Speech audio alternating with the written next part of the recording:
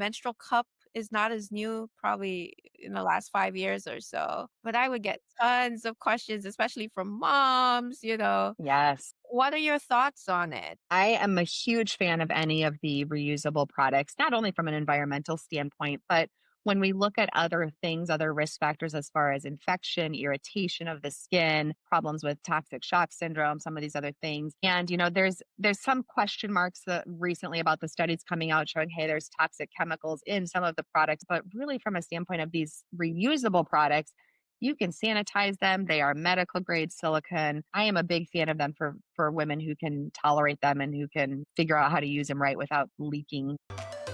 Hi, this is the Care Room with Dr. Cindy. Welcome. It's a space that was created just for you. I'm your host, Dr. Cindy, and this is a chance to get up close and personal with me. We're going to talk about the things in medicine that matter to you. We'll talk about the questions you've been carrying. We're going to have some honest conversations. We're going to hold space for joy, struggles, and everything in between. It's care that goes beyond the exam room. Care you're going to take home with you, whether you're listening while you're driving or you're listening while you're exercising. I promise that it's going to be care that's rooted in truth and a deep commitment to walking with you every step of the way. I'm glad you're here. Hi, everyone. Welcome, welcome, welcome to another episode of The Care Room with Dr. Cindy. Today, I have another wonderful doc here with me, Dr. Monica Minjeur. She is here to share her expertise. She's a specialist who deals with women's health, fertility, PCOS, and yes, it's PCOS month. Yeah, we're celebrating. But before we delve into everything today, I'm going to let Dr. Minjeur introduce herself and tell us all about her.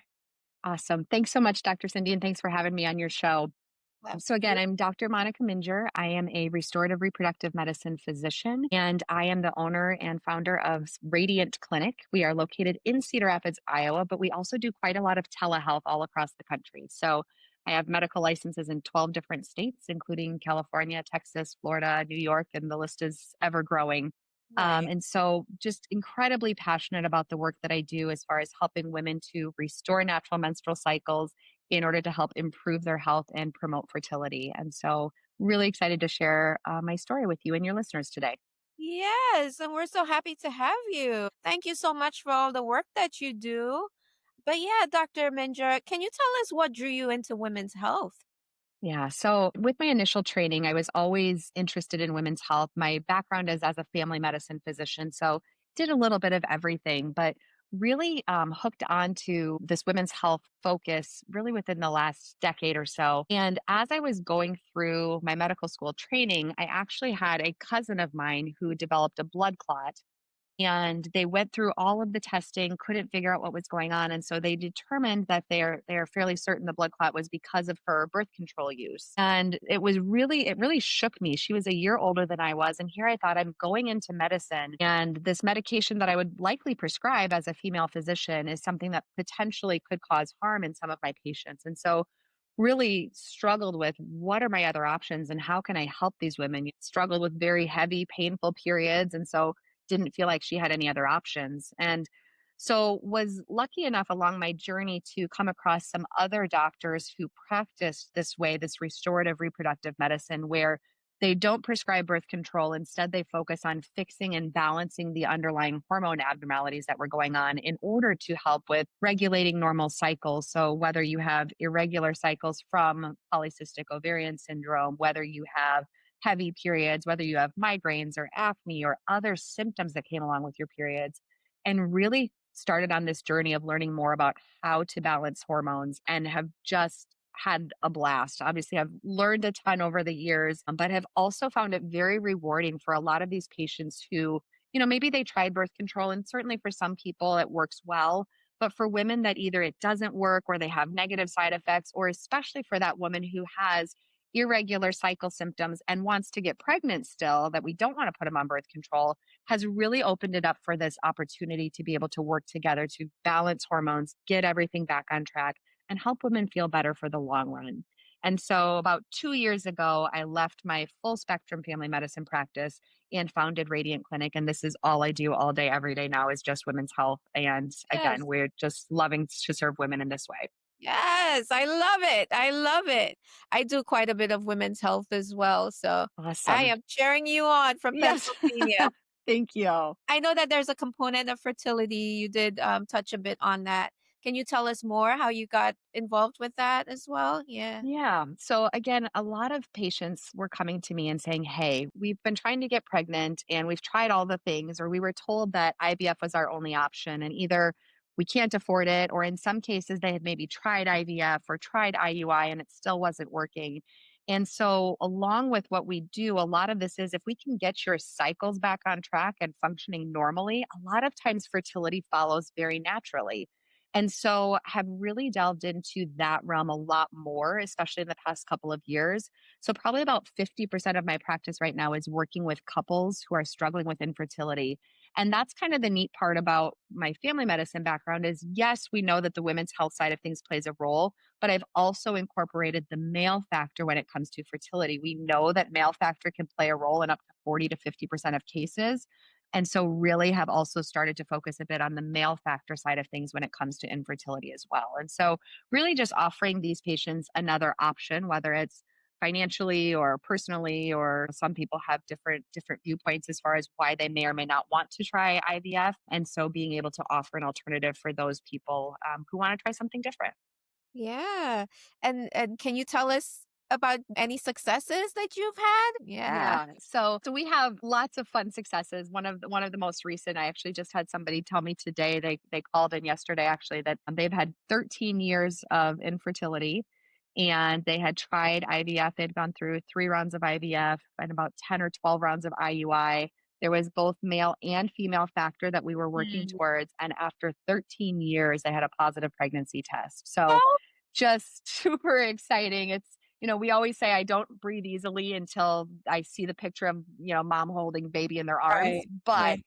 it's at least really rewarding to go, okay, when we find that underlying cause for the fertility Yeah. concerns and we correct as many factors as we can, that we can really make a big difference in these people's lives. So really exciting to work Yeah. through those cases with people that sometimes have struggled for a very long time, have tried all of the things, and really just being able to give them some hope back again. Yes, that's so exciting. Oh my goodness, and so rewarding. Yes, yes. Yeah. Thanks for sharing that. If you can tell us some more about like the first steps on that infertility journey and, like how does that look coming to you? Because Yeah. a lot of my audience is women, and there are quite a few who are struggling to get pregnant. So you're talking to this patient. What would you say to this patient who's just, struggling to get pregnant? What would be the first step be? Yeah. So our first step is always doing a very detailed history. So oftentimes when we dig a little deeper, we start to realize and to help women to kind of piece together, hey, this symptom you're having with your menstrual cycles or general life might be related to your fertility. So for example, some women don't realize that very painful periods can be an underlying sign of endometriosis, which can cause infertility. And a lot of women, I think, are told or believe that, well, it's normal to have a painful period and I just have to deal with it and go on with life. And the reality is that just because it's common to have painful periods doesn't mean it's normal. And it might be an underlying sign of something else that's going on. Right. Other things we do a deep dive into would be thyroid function, adrenal glands, so our stress hormones, cortisol, DHEA. And for many, many women, we find that chronic stress, we know it's bad for you, but when we can start to see that show up on blood work and some of these other evaluation pieces we do, we start to work towards that. So our first step is always that detailed history, trying to piece together what's going on. Second step is that we have women start to chart their cycles and we utilize a fertility awareness educator to help them to really track their cycles, not just knowing, hey, when is the first day of my period, but also starting to identify what are the biomarkers that might show that I'm ovulating or that I am fertile. And Okay. so we teach them how to track things like cervical mucus or temperature charting or pieces like that. And depending on each woman, sometimes it's a little bit different, But really, what that does is it empowers the woman and the couple to be able to identify very clearly this is when I'm ovulating, or in some cases, I don't have signs that I'm even ovulating. And that can really help to lead us as to those next steps. From there, we do a deep dive when it comes to lab work. And so many people come to us and they say, oh, my labs were all normal. We get their lab results back, and the doctor has checked maybe 4 or 5 different lab tests that, yes, indeed are normal. But our fertility evaluation, our initial intake is about 40 to 45 different lab points. And so, Okay. really doing that super deep dive on all of the hormones in all of the systems, not just the reproductive system, but knowing they all work hand in hand together. And then, based on lab work and what we see on that charting, it helps us to determine what are the next steps forward as far as medications, supplements, if we need to talk through any lifestyle changes, but really then working to optimize those hormones in order to get a normal cycle back on track, all the while helping to improve the other symptoms that may have been cropping up. Because again, when your symptoms are well controlled, the underlying disease process does better, which means you're more likely to have normal cycles that you're ovulating on a regular basis. So a lot of it is just find the problem, fix Sure. it, and get things back on track, which is sounds really easy, but obviously can be quite complex when it comes to hormones at times. For sure. Can the women do a lot of that on their own? One question I get in the clinic as a family doc is, are our labs, the labs we order as doctors, are those better than like the over the counter? Like those mucus tracking devices or even the pregnancy test, they'll take one over the counter and then come in and be like, "No, I need your test to confirm that, Yeah. I'm really pregnant." Can you Yes. talk Great about that question. and whether or not they're comparable, one is superior? Yeah. Yeah. So the over the counter strips that you get, depending upon the brand, some of them will just say positive or negative. Some of them will give you an actual number. And so what we tell people is you can absolutely utilize those to look for trends and patterns. But they are not yet currently, as of the date of this recording in September of 2025, not yet currently standardized to say, is that an optimal reading for you? And so that's the part where we say there is some limited utility in that. Now, certainly we have many, many women that come to us and they bring us all these lovely charts and we take a look and see what's going on. And it's helpful to see those patterns, but it's not a substitute for getting lab work done at an appropriate time in your cycle where we can see, hey, is this actually optimal for you? And what are we seeing is the trend that happens over time? The other piece that gets a little bit tricky is that once we start you on therapy, so prescription strength medications in particular, oftentimes those will really throw off those urinary strips because it just makes it look like everything is really high or really low.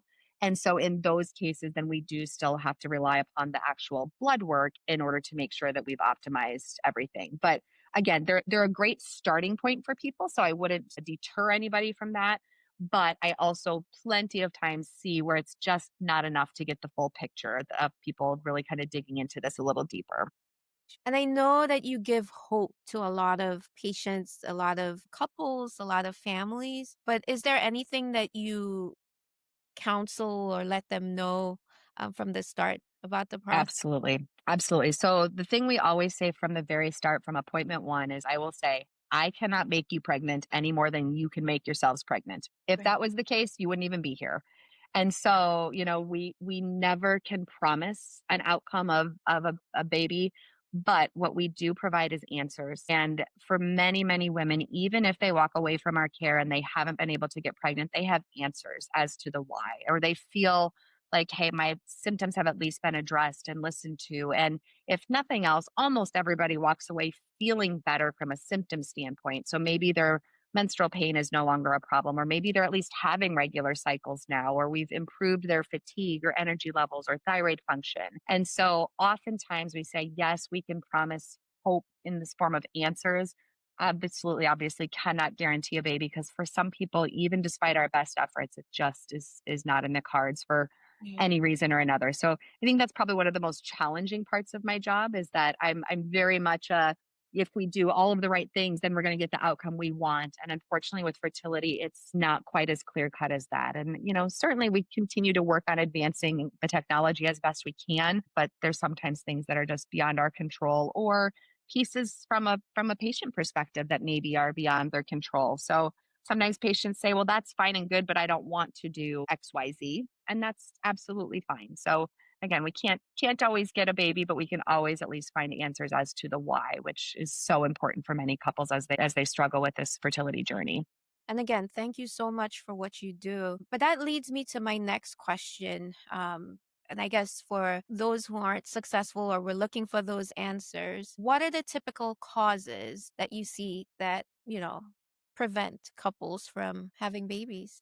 Yeah, I think one of the most challenging pieces that is still not fully understood is how much of a role endometriosis and other anatomic issues can play into fertility concerns. So, even if, let's assume that you have normal fallopian tubes that are open, that you have no other male factor component that's going on, meaning from a male standpoint, there's no anatomic concerns. There are absolutely cases where we say, hey, we are very suspicious there is endometriosis there. But endometriosis, for example, is very challenging to diagnose. In the United States, the average time to diagnosis is about 7 years, which is unacceptable. But that's pretty common that it can take quite some time. And over the course of that time, sometimes women have already had surgeries that may not have been optimal surgeries, or sometimes by the time it is found out that maybe they have endometriosis, maybe they're much later in life than they would want to be, or they decide, you know what, I don't want to go through the process of a surgery. So for many of our couples, that ends up kind of being the last straw for them as far as saying, hey, no, I don't want to do surgery, or we're not a good candidate for surgery. The other big factors would be just ovulation dysfunction. And so, as you mentioned, this is PCOS Awareness Month. And so, polycystic ovarian syndrome does have come with a big time increased risk of fertility challenges. Now, that doesn't mean it's impossible. We absolutely help women with PCOS get pregnant on a very regular basis, but there are some increased challenges that go along with that. And so sometimes even despite our best efforts, it can be really tricky in order to get a woman to ovulate regularly or naturally, and to restore all of the other components to health that come along with PCOS. And so that one's probably one of the other most common things we see from an ovarian dysfunction standpoint. Sure. How common is PCOS? So estimates have been increasing. They say anywhere between 1 in 8 to 1 in 10 women. It's tough because it is oftentimes misdiagnosed, overdiagnosed, underdiagnosed. Right. There's all sorts of pieces, and that's unfortunately probably more of what we see in our practice is women come to us with a PCOS diagnosis. We go through the process. We say, you don't actually have PCOS, you have this other thing.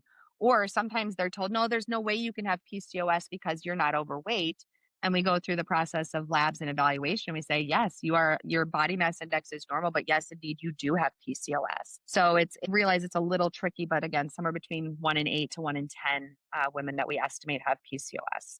Yeah. Can you comment on the biggest misconceptions about PCOS? Yeah. Yeah, I think the biggest misconception is probably that piece as far as you have to be overweight to have PCOS. And a lot of women are told because they're a normal weight that there's no way they can have PCOS. The other biggest misconception we see is a lot of people think that PCOS just has to do with your reproductive system and your ability to have babies or have a regular menstrual cycle.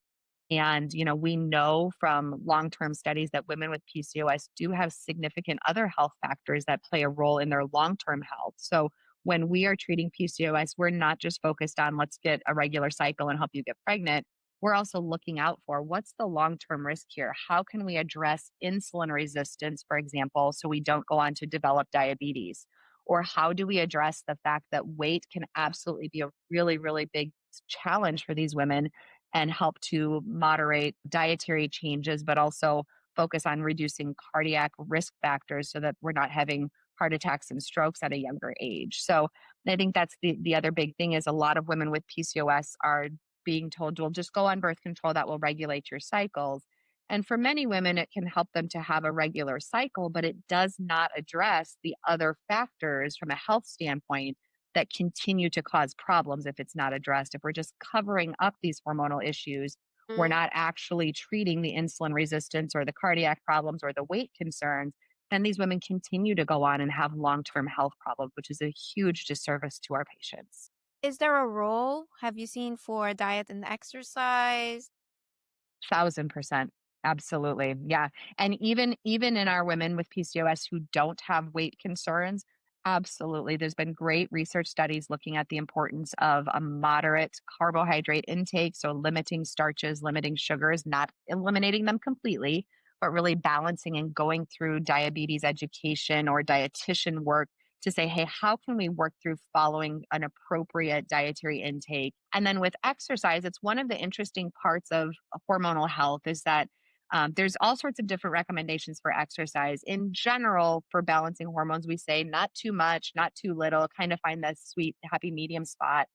But for patients with PCOS, they actually find that they do better when they do have that more intense exercise, somewhere around 45 to 60 minutes, 3 or 4 days a week, and specifically adding in strength training or resistance Yeah. training Okay. typically does better because it's helping to build muscle, which helps with metabolism, which balances the insulin resistance and blood sugar. So, absolutely, we always are counseling our patients on those pieces of it. But we also are very clear that typically, for most of our patients with PCOS, the lifestyle changes alone are not going to be enough to get things back on track. We almost always are still having to utilize some sort of hormone therapy, prescription strength medications in order to help regulate things, even if it's just in the short term to get cycles back on track more regularly. Sure.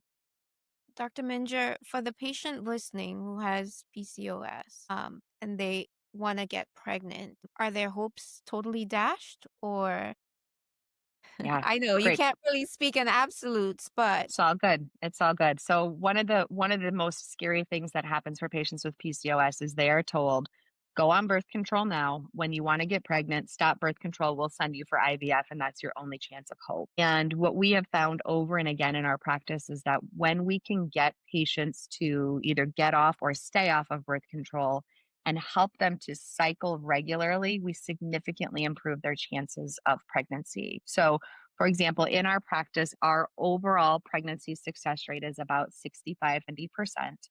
So that sounds low. I don't love that. I'm not thrilled with it. But if we compare that to in general IVF, the overall success rates for women under the age of 35 is about 60 to 65%. So again, we're dealing with more challenging patients here. But when we look at patients with PCOS, it drops a little bit. We still are able to get success in about 50 to 55% of those patients. And that number is significantly better than IVF, which is about 30 to 40% nationwide. Now, certainly I'm sure other, certain centers do better than that. But part of that we look at it's not just about getting pregnant with PCOS, it's also about staying pregnant and minimizing the pregnancy risk complications that come along with it. So many of these women who, if they're already overweight or already dealing with blood sugars that are a little bit unstable, now we're risking unhealthy pregnancies as we go along. So that's the other big focus we have is that when we help women with PCOS get pregnant, they're typically much healthier. So they're able to get pregnant, and then we have less pregnancy complications. And so we're happy to report that across the board, even as we look at our numbers internationally when we do studies, our preterm birth risk is about half that of the national average, and it's about a fourth of what it is with IVF because, again, we're correcting those underlying problems from the sure, start. So, sure. just really helping to prove that point of healthier moms, healthier babies, better outcomes for all parties involved. And trying to get to that root cause, right? Yes, absolutely. Always, always. My staff is crazy. Yes, my staff is crazy. They're like, "You're always asking why." Yes, I am because I always want to figure out what is the very underlying cause. Yes, indeed. I love it. I love it. So you mentioned, a lot of what you do is regulating that cycle, especially for your female patients. For the patients or, listening and the women listening, can you, I guess, go back to basics and tell us like what a regular period is and what's Yes. abnormal? Yeah. Absolutely. Great question. I should have started with that. My apologies. So, generally, what we say is we're looking for a regular menstrual cycle somewhere between 28 to 35 days apart. It does not have to be the exact same number every month. That is absolutely normal. We're also saying that bleeding should be happening no more than 7 days per month. And ideally, those 7 days or less are all together. We should not be seeing bleeding or spotting in the middle of your cycle or a few days before your actual flow of period actually starts. Those can all be signs that there's either something hormonal or anatomic going on. And then the other piece, which is a little bit more nuanced, but if you're tracking it and working with our fertility educators, they're able to identify this, is that we should see an ovulation window or a fertile window sometime in the middle of your cycle. And again, that can vary from month to month, but that's why it's so important to be able to be in tune with that and tracking what's going on.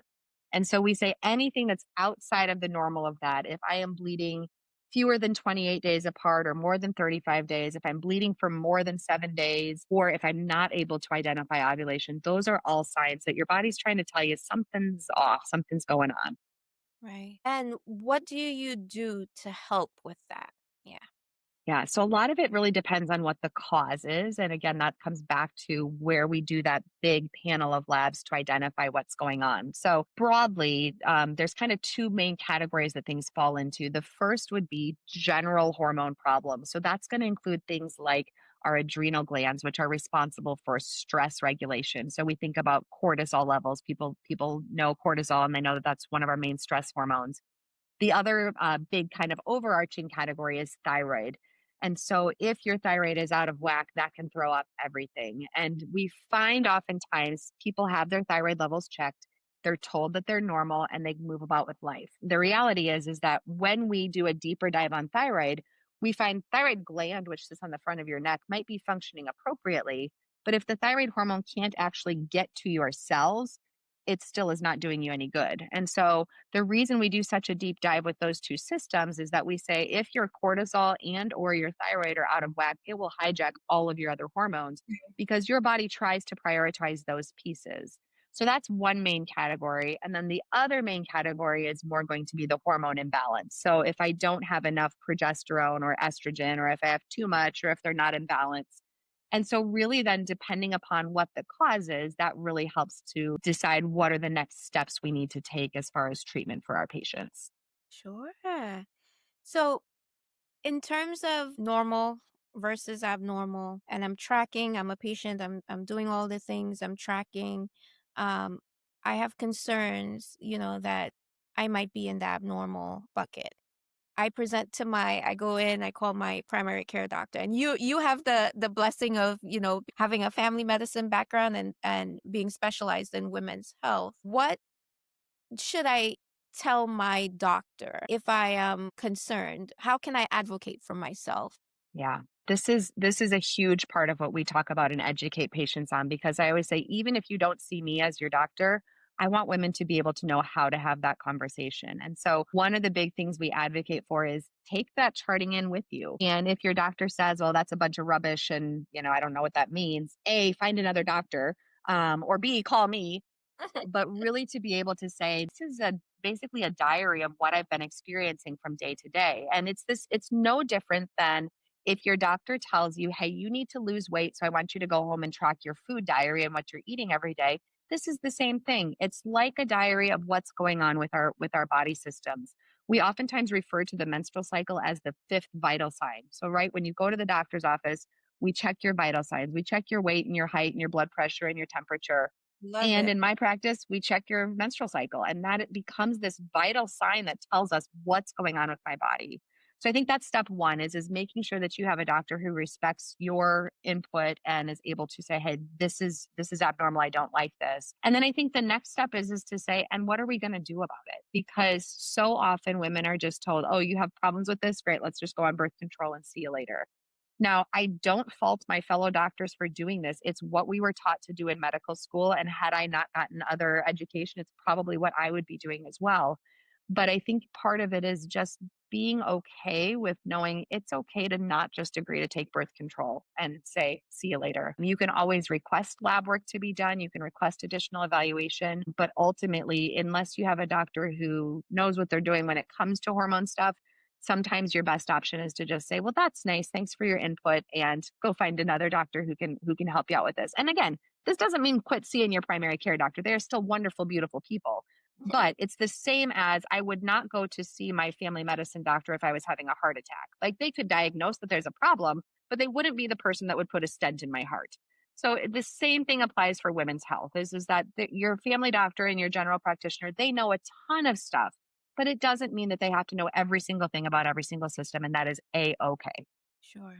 Sure.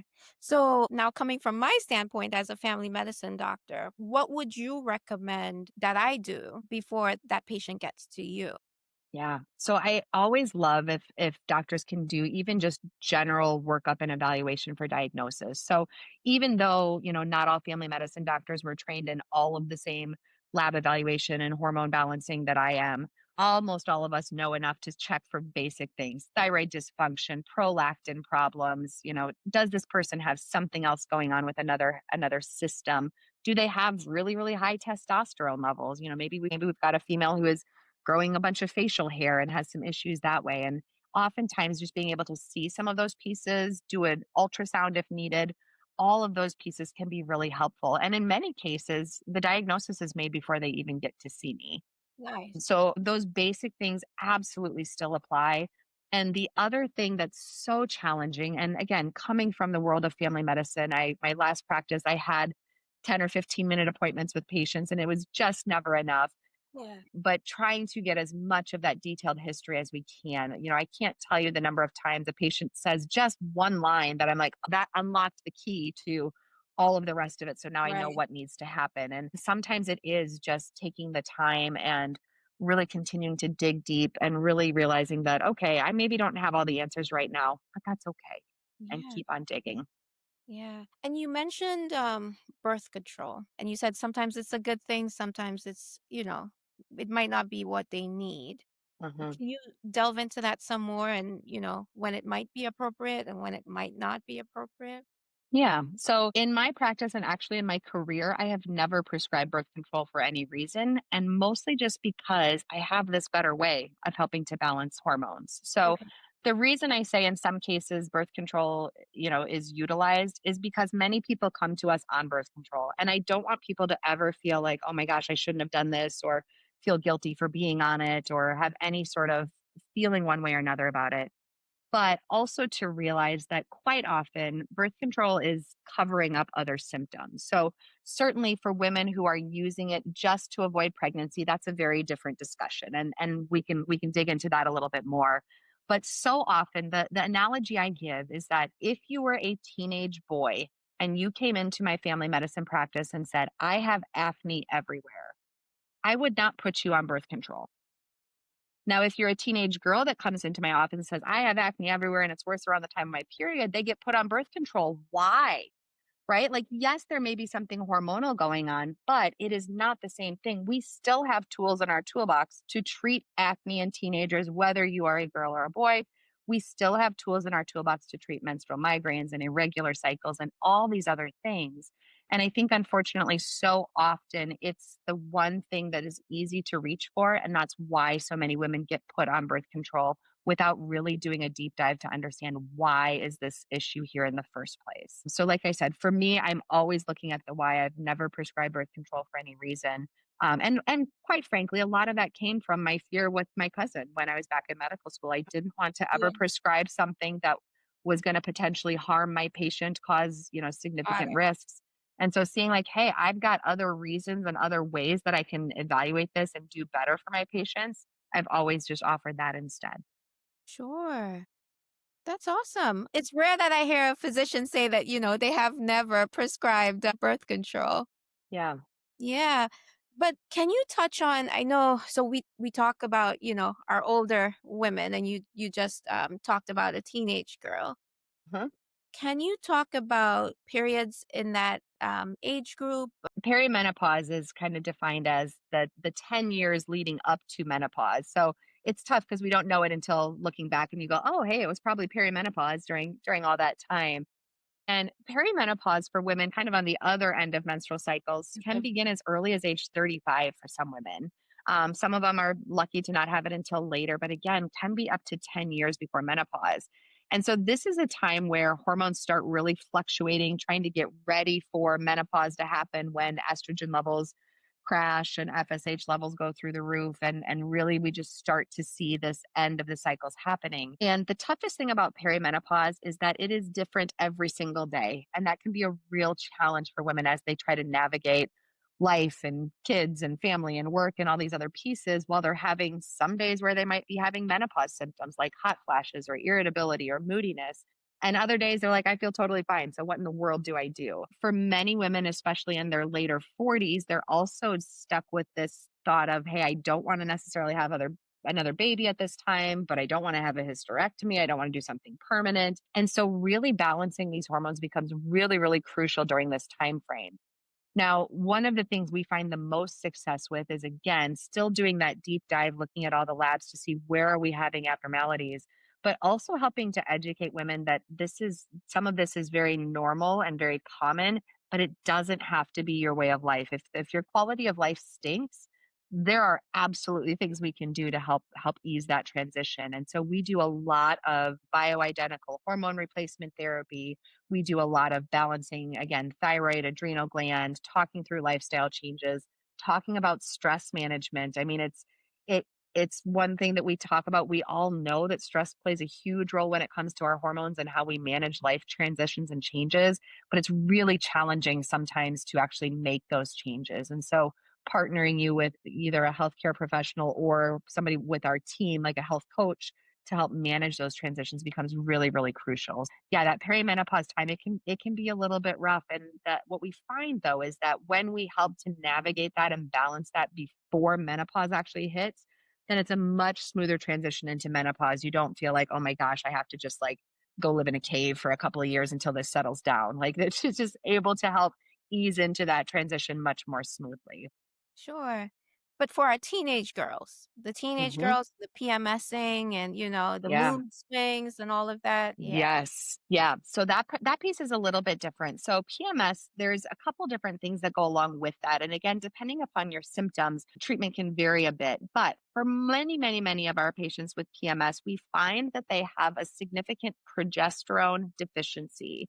And so progesterone is one of the primary hormones, and it generally is released in our body after we ovulate. Levels will spike. And then if we're not pregnant, then levels decrease and then a period starts. So, in many of our women with PMS, though, we find their progesterone levels just never quite get high enough, or maybe they get high enough initially and then they drastically drop off. Now, progesterone is a very calming hormone. And so, if you have a lot of anxiety, if you're not sleeping well, if you're really restless or irritable, we oftentimes will then give you a prescription for progesterone to say, okay, now this is going to help calm down these symptoms. It's going to also increase the progesterone level so they do what they're supposed to do.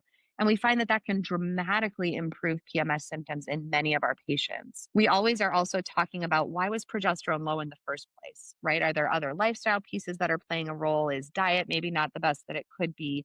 But always trying to help and solve those issues from the start and then utilizing that actual prescription progesterone support when needed. So, progesterone is probably the most common thing we find with PMS. There are also other more severe cases. So, PMDD or premenstrual dysphoric disorder, which we kind of explain to patients as PMS that's really severe, meaning I might get very depressed during these times. I might even get suicidal or feel like this is the end of the world if I'm having my menstrual cycle. And similar treatment, we oftentimes use progesterone, but we absolutely still would utilize any mainstream therapies that are needed, including counseling services, antidepressant medications, all of those. So I definitely don't want to blow that off and say, oh yeah, we'll just fix your hormones and the rest of it goes away. It absolutely requires that fine tuning and working together with a healthcare team to kind of manage those pieces. But again, PMS is another one of those things that people are just told like, well, this is common, like you just have to deal with it. And again, it does not have to be the norm. We absolutely help to improve quality of life with PMS symptoms significantly when we help to balance those hormones as well. Sure. And do you work with a lot of like teenagers or We yeah, do. We do. Yep. We treat, I think my current patient, the youngest is 13 years old.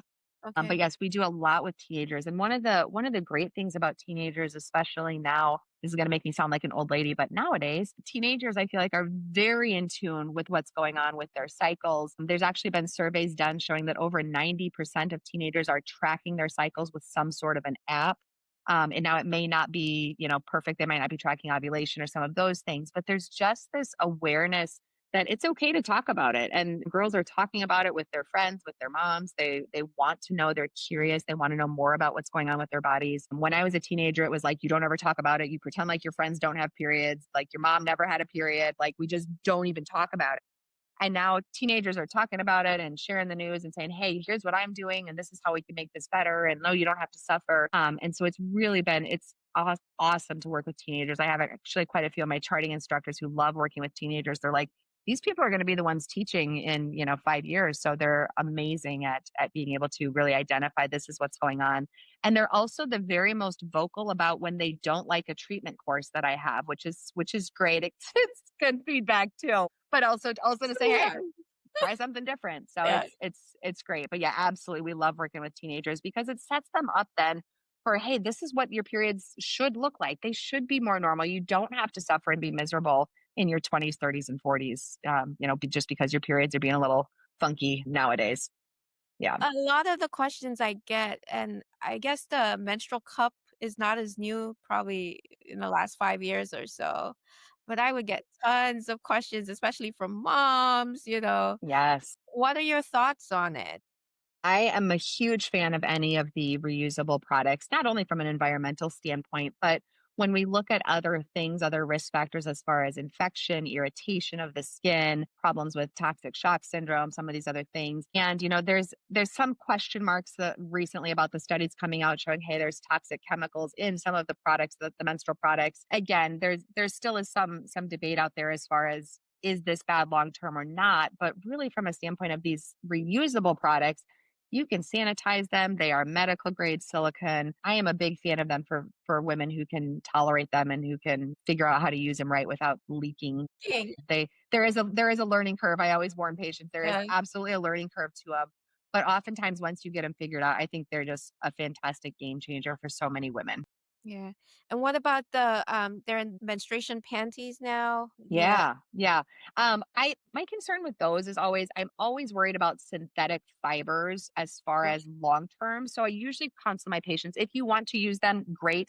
Please do not wear them 24/7, 365, right? Like we still know that cotton breathable undies are the best from a general vaginal health standpoint. But certainly if you're using them just during your period, have at it. I get a lot of patients though that are a little nervous. They're like, "Ooh, is that going to actually hold everything in?" Yeah. Again, it kind of Yeah. depends on your Yeah. flow and who you are as an individual, how busy you are. If you're doing yoga poses all day, maybe not your best gig, but depends on how it goes. My gosh, this was so much fun, Dr. Yeah. Minjeur. So much fun. So, for our patients and listeners who want to find you, absolutely loved what they heard today. Where can they find you? Yeah, so two places are best. The first would be our website, radiantclinic.com. We have all sorts of information there as far as if you're looking to work with us. We do offer a free discovery call. So if you want to learn more about our process and potentially work with us, we would love the opportunity to chat more with you and see if our services are right for you. And then the other that I always offer up is I do have my own podcast. It's called Cycle Wisdom. And we talk all sorts of things women's health, men's health, fertility related. There's episodes on there about teenagers and perimenopause and endometriosis and everything in between. So if there's a particular menstrual concern that you have, it's probably on there as an episode. And so it's just they're typically short 15, 20-minute episodes, but a good way to kind of have a better understanding of is this normal? What should I be looking for? And when do I need to get some additional evaluation? So always love to have new listeners there as well. Sure. Any social they can follow you on? Yep, absolutely. So we are all over social media, Facebook, Instagram. I'm apparently too old for TikTok, so I haven't done that yet. We're working on launching a YouTube channel. There's a few things there as well, but basically if you just do a search for Radiant Clinic on any of those social sites, those are all there. And I'll get you all that information we can put in show notes for you. Perfect. Perfect. Thank you so much, Dr. Minjur. This was awesome. Yeah, Uh, thank you. Yeah, we really appreciate your time. I know you're very busy and you're transforming lives. So thank you again for all that you do. But guys, until next time when we'll have another awesome doc on, take care. Thanks for spending time in the care room today with Dr. Cindy. If you liked what you heard, please subscribe, share this podcast. I'm also on Facebook and Instagram. You can follow me there. Remember, you're not alone in this. There are doctors who do care. The information in this podcast is for educational and informational purposes only. It is not a substitute for professional medical advice, treatment, or diagnosis. Always, always consult your personalized healthcare provider for medical guidance.